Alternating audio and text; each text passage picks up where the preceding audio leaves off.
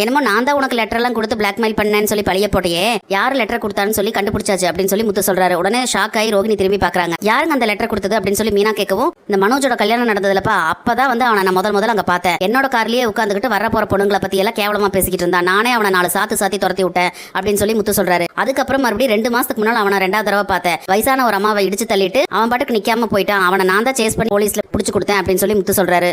உடனே மீனா இருந்துட்டு, ஏங்க அவனை அடிச்சு போலீஸ்ல புடிச்சு கொடுத்தது நீங்க, ஆனா அந்த ஆளை எதுக்குங்க லெட்டர் உங்க அண்ணனுக்கு போட்டு மிரட்டணும் அப்படின்னு சொல்லி மீனா கேக்குறாங்க. அது ஒண்ணுதான் மீனா, எனக்கு ஒண்ணுமே புரியல அப்படின்னு சொல்லி முத்து சொல்றாரு.